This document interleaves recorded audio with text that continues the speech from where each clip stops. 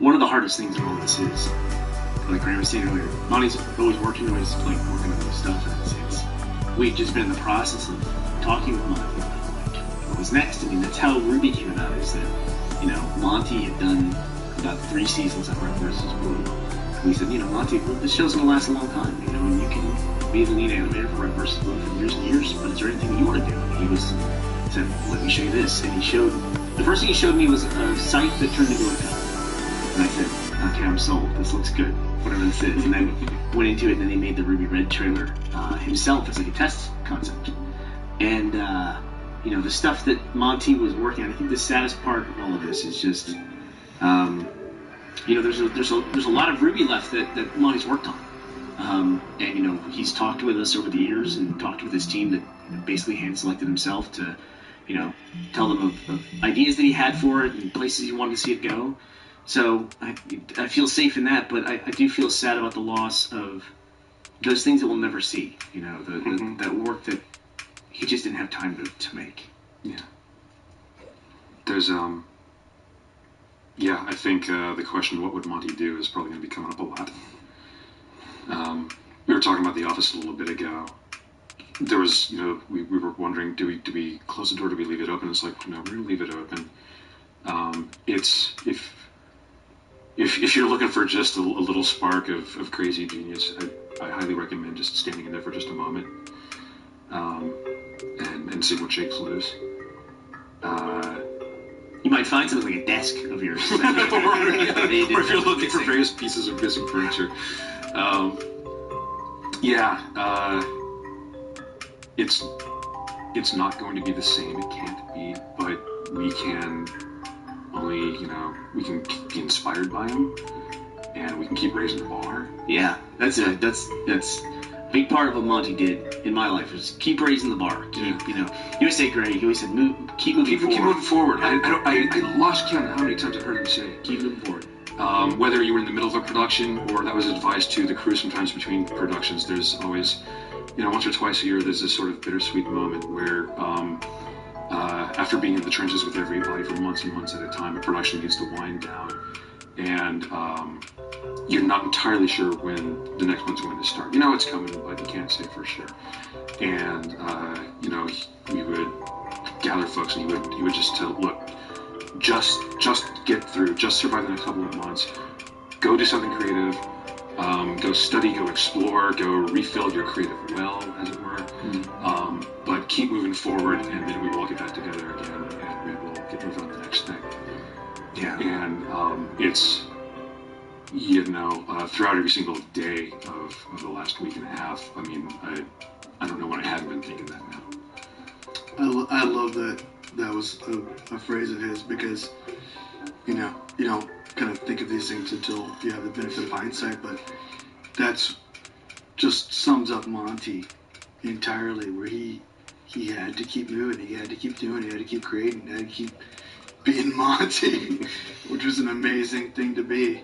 And I'm really glad he left us with that as a mantra. It's like he inspired us in a lot of ways, and he will continue to inspire us.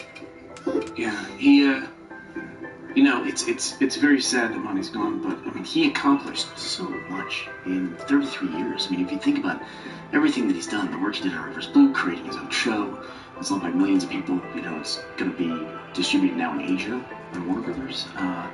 It's just amazing.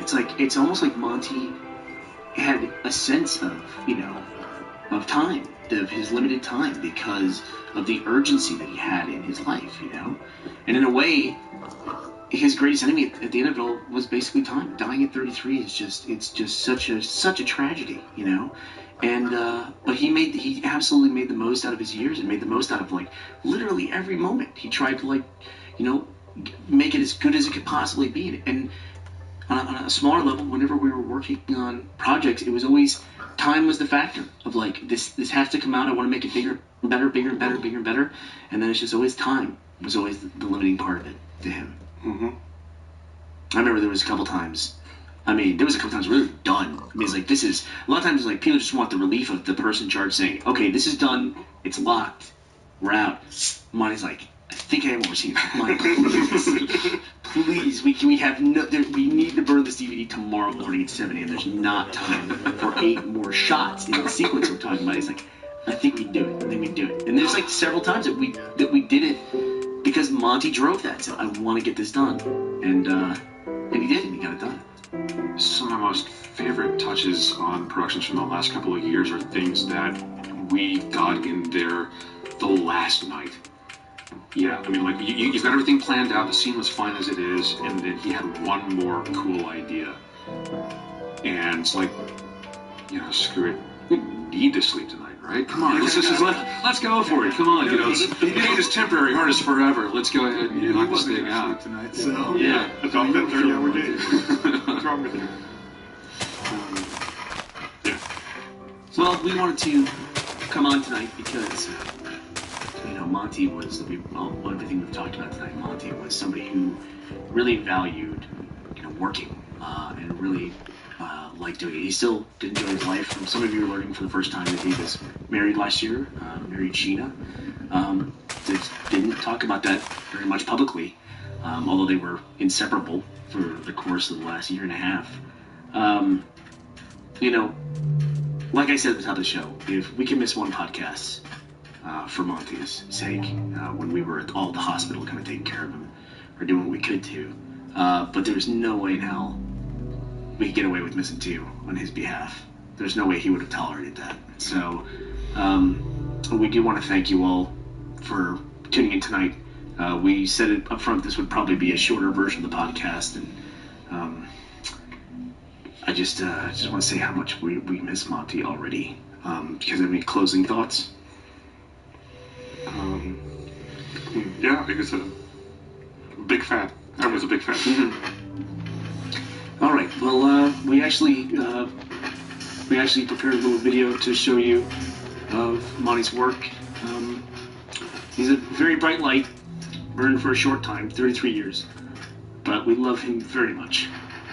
Miss you, Monty.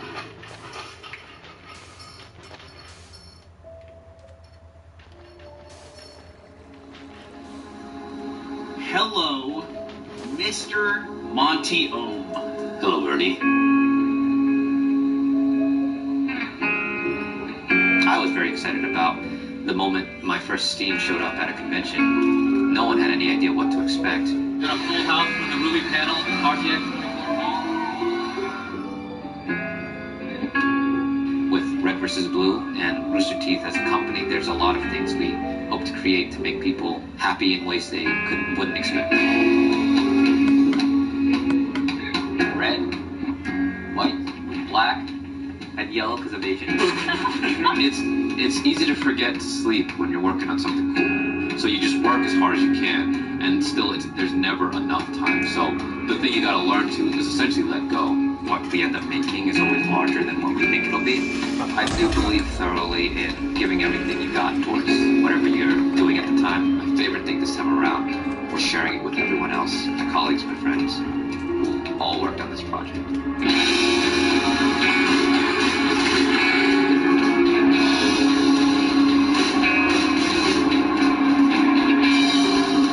For the longest time, it was just assumed we ended up here for some reasons that we don't need to think about. No. But we tend to be masters of our own fate. The only thing that stops us from doing the really cool things is time.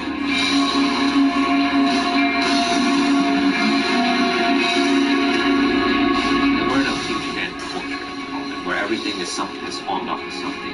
If you look at something and you intend to use it, you have to emulate it, which means you have to understand it.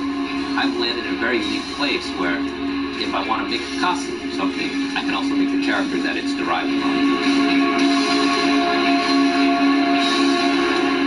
Like 930 feet per person. Yeah. At the end of the day, we're still looking at people and they need to behave like people. As an animator, there are things you need to notice that most people wouldn't be seeing. The most important thing, do this as often as you can. Watch movies, or watch shows, or watch things. Just keep your eyes open. There's a lot of destiny, really. I mean, very few people have the luxury of doing exactly what they want to do as their job. There's never a day where I forget that. Moving forward is I always think about what's next. So like, I'm super excited to finish what we have so that I can just start working on something else.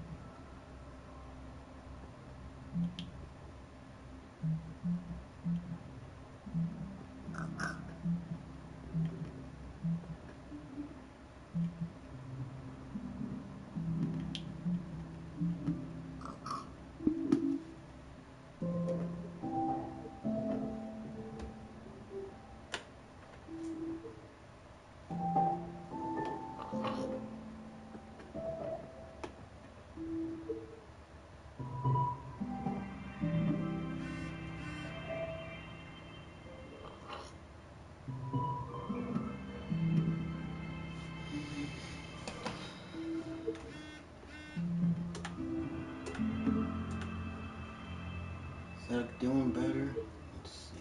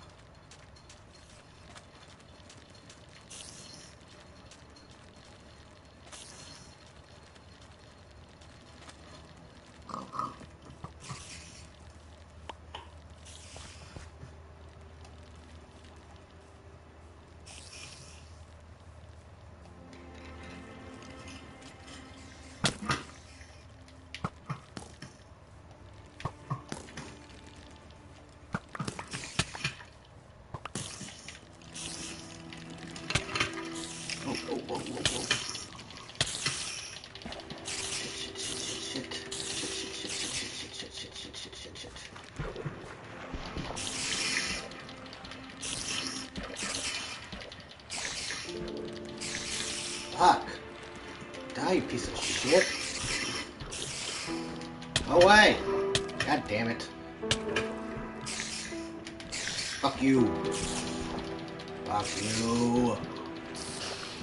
Finally, fuck.